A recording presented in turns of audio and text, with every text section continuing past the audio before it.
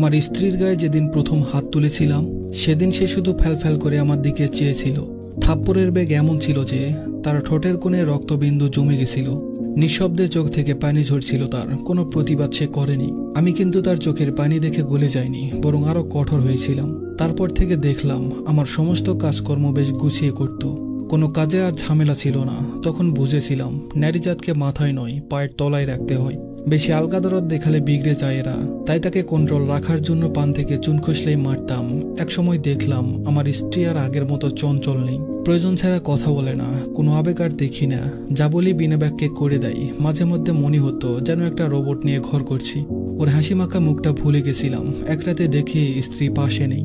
আমি মনে করেছিলাম হয়তো ওয়াশরুমে গেছে, কিন্তু অনেক সময় পার হওয়ার পরেও আসছে না দেখে নিজে উঠে গিয়ে দেখি সে ওয়াশরুমে নেই। বাইরে বারান্দায় জায়নামাজ বিছিয়ে নামাজ পড়ছে। তখন বাজে 3:25। হয়তো তাহাজ্জুদের নামাজ পড়ছে। খানিকক্ষণ আড়াল থেকে দেখলাম মোনাজাতের সময় সেজদা হয়ে ফুপিয়ে ফুপিয়ে কান্নার আওয়াজ শুনতে পেলাম।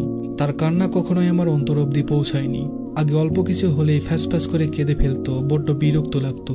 কিন্তু এই নামাজে কান্না দেখে কেমন যেন অন্তরে ভয় ঢুকে গেল। এই কান্না আমাকে হিম করে দিল। পাজরে যেন কেউ আঘাত করছে তেমন কষ্ট হচ্ছিল।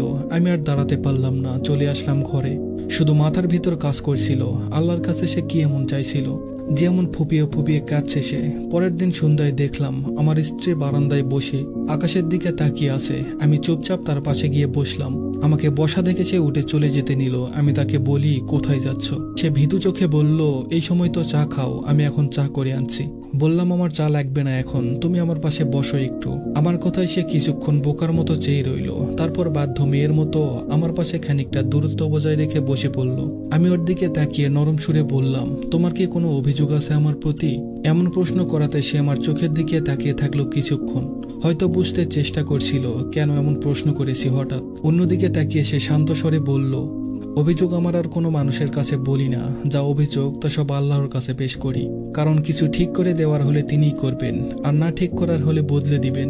সবকিছু তার হাতেই। তাই কারোর প্রতি আমার অভিযোগ, রাগ, ক্ষোভ কিছুই নেই। বললাম, তাহলে কাল রাতে নামাজে এমন কি প্রার্থনা করছিলে যে কাঁদছিলে তুমি? সে আমার দিকে তাকিয়ে বলল, একটা সময় ছিল যখন আল্লাহর কাছে তোমাকে পাওয়ার জন্য ঠিক ওইভাবেই কাঁদতাম প্রতিটা মোনাজাতে। এখনো সেইভাবেই আল্লাহর কাছে চাই তোমার কাছ থেকে মুক্তি পেতে। আমার স্ত্রীর এই কথাটা সেদিন আমার কলিজা ছেদ করেছিল। একটা সূক্ষ্ম ব্যথা অনুভব করছিলাম। আমার কাছে মনে হচ্ছিল এর থেকে বেদনাদায়ক কথা এই পৃথিবীতে আমার জন্য একটাও নেই। আমার স্ত্রীর চোখের কোণে তখন পানি ছিল। আমি বুঝেছিলাম নারীকে কঠোর হয়ে কখনো আয়ত্তে রাখা যায় না।